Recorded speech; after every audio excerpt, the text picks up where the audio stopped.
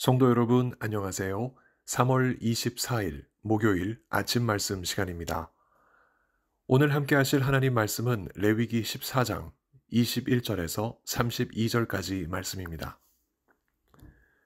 만일 그가 가난하여 그의 힘이 미치지 못하면 그는 흔들어 자기를 속죄할 속건제를 위하여 어린 순양 한 마리와 소제를 위하여 고운 가루 10분의 1 에바에 기름 섞은 것과 기름 한 록을 취하고 그의 힘이 미치는 대로 산비둘기 둘이나 집비둘기 새끼 둘을 가져다가 하나는 속죄제물로 하나는 번제물로 삼아 여덟째 날에 그 결례를 위하여 그것들을 회막문 여호와 앞 제사장에게로 가져갈 것이요 제사장은 속건제의 어린 양과 기름 한 록을 가져다가 여호와 앞에 흔들어 요제를 삼고 속건제의 어린 양을 잡아서 제사장은 그 속건 제물의 피를 가져다가 정결함을 받을 자의 오른쪽 귓부리와 오른쪽 엄지손가락과 오른쪽 엄지발가락에 바를 것이요. 제사장은 그 기름을 자기 왼쪽 손바닥에 따르고 오른쪽 손가락으로 왼쪽 손에 기름을 조금 찍어 여호와 앞에 7번 뿌릴 것이요.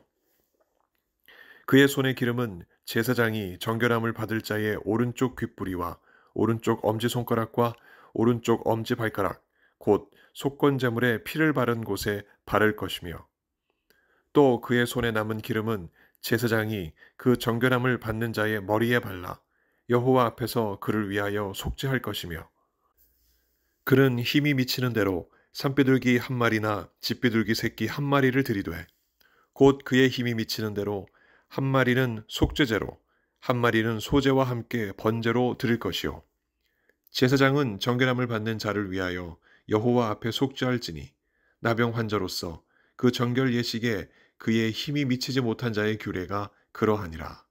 아멘. 가난한 자를 돌보시는 하나님의 마음은 한결같습니다. 나병 환자들 중 여유로운 이들도 있었겠지만 대부분은 가난했을 것입니다. 건강한 사람들과 격리되어 살아가는 일도 치료받는 일도 그들에게는 쉽지 않았을 것입니다. 보통의 나병 환자들이 고침을 받았을 경우 그들은 이미 어제 살펴보았듯이 정결예와 제사를 위하여 적잖은 준비를 해야만 했습니다. 산비둘기 2마리와 백향목, 홍색실, 우슬초, 양 3마리, 기름 1록, 소제물로 고운 가루 10분의 3 에바 등을 준비한 일이 바로 그것이었습니다. 그런데 가난한 병자인 경우 이 많은 양을 준비하기란 여간 부담스럽지 않았을 것입니다. 이런 가난한 이들을 위하여 하나님께서는 그 부담을 상당히 줄여주셨는데 그들이 한결 가벼운 마음으로 정결 예식을 치르는 방법을 하나님께서 오늘 본문을 통해 알려주셨습니다. 어떤 가난한 나병 환자가 낫게 되어 정결 의식을 치르게 될 때 하나님께서는 모세에게 이렇게 하라 명하셨습니다. 만일 그가 가난하여 그의 힘이 미치지 못하면 그는 흔들어 자기를 속죄할 속건제를 위하여 어린 순양 한 마리와 소제를 위하여 고운 가루 10분의 1 에바에 기름 섞은 것과 기름 한 록을 취하고 그의 힘이 미치는 대로 산비둘기 둘이나 집비둘기 새끼 둘을 가져다가 하나는 속죄제물로 하나는 번제물로 삼으라. 오늘 본문 21절에서 22절의 기록입니다. 가난한 나병 환자가 하나님께 드릴 속건 제물은 3마리의 양에서 순양 1마리로 감량되고 고운 가루 10분의 3 에바에서 10분의 1 에바로 감해졌습니다. 이렇게 드려진 순양 1마리는 속건제로 드려지는데 제사장은 그 속건 제물에 피를 찍어 그 나병 환자의 오른쪽 귓부리와 오른쪽 엄지손가락과 오른쪽 엄지발가락에 바릅니다.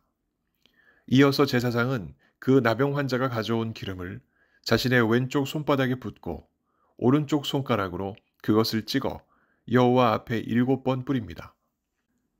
이후 그 손에 묻은 기름을 그 나병 환자의 몸에 피를 발랐던 같은 자리, 곧 오른쪽 귓부리와 오른쪽 엄지손가락과 오른쪽 엄지발가락에 바릅니다. 제사장은 그의 손에 남은 기름을 그 나병 환자의 머리에 발라 여호와 앞에서 그를 속죄합니다.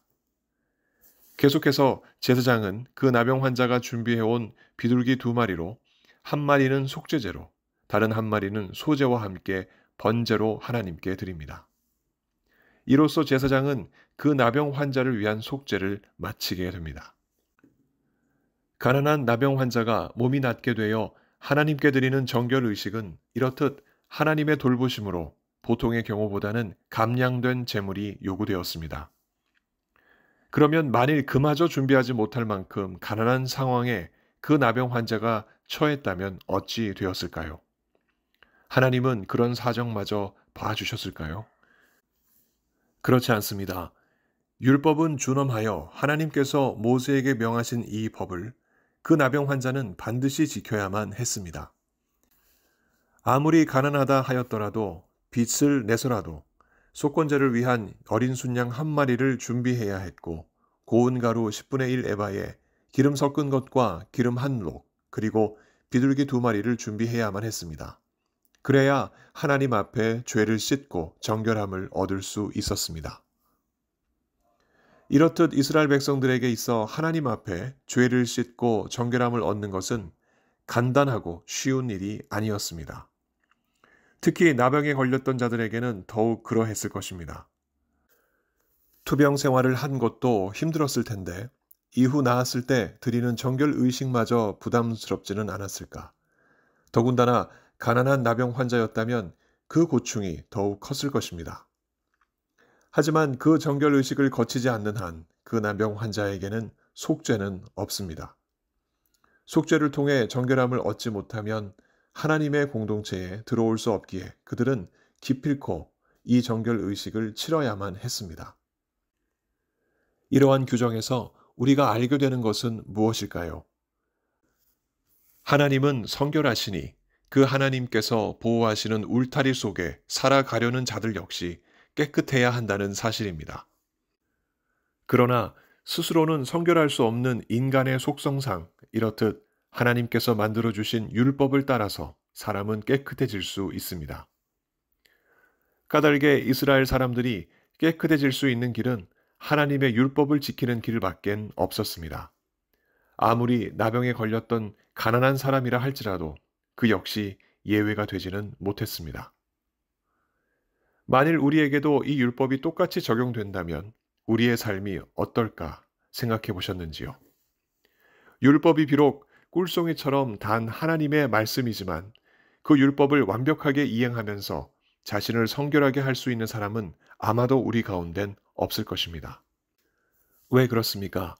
비록 우리가 나병 환자는 아니지만 자세히 보면 우리의 몸과 영혼은 나도 모르는 사이에 이미 감각을 잃어가고 생기를 잃어가고 있을지도 모르기 때문입니다.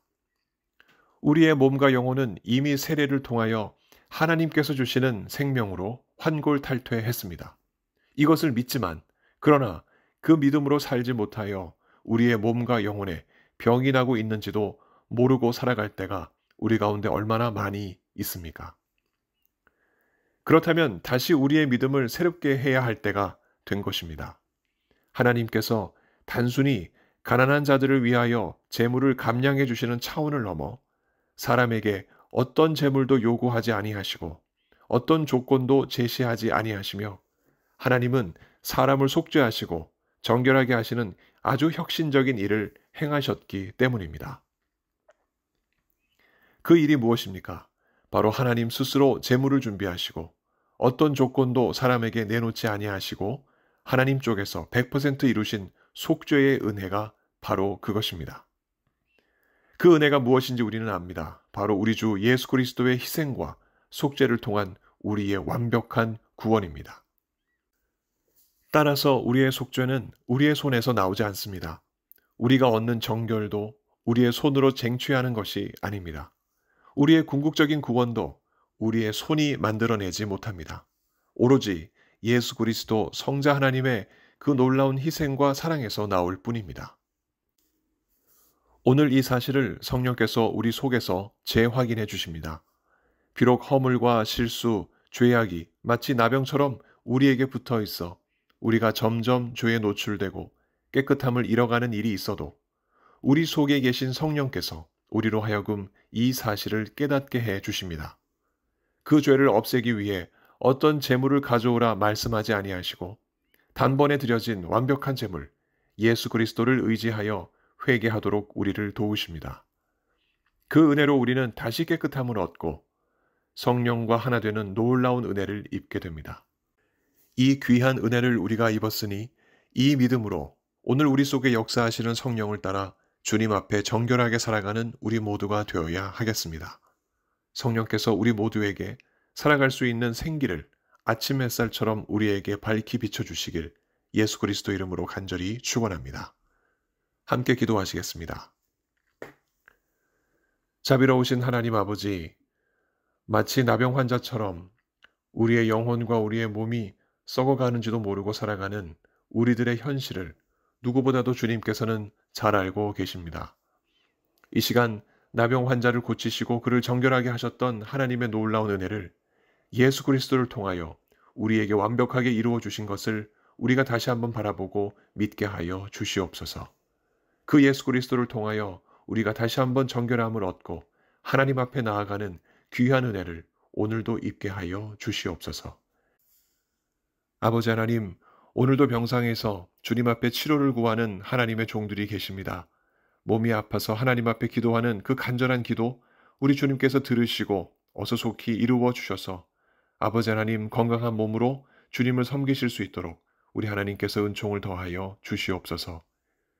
우크라이나 땅에 어서 속히 포성이 멈추고 평화가 찾아오게 하시며 하나님의 교회가 든든히 세워지고 하나님의 백성들이 주님께 돌아오는 생명의 역사가 나타나게 해주시길 간절히 소원합니다. 삶의 크고 작은 일들을 주님 앞에 내어놓고 기도하는 하나님의 종들, 오늘도 그 간절한 간구를 들으시고 우리 하나님께서 선한 길로 인도하여 주시옵소서. 세미나 참석 중이신 우리 담임 목사님을 우리 하나님께서 지키시고 오늘도 보호하여 주시옵소서. 오늘도 택하신 귀한 백성들과 함께 하시며 하나님의 귀한 은혜 부어주실 것을 믿사옵고 우리 구주 예수 그리스도 이름으로 감사하며 기도하옵나이다. 아멘. 성도 여러분, 오늘 하루도 주님과 동행하시는 귀한 하루 보내시기 바랍니다. 감사합니다.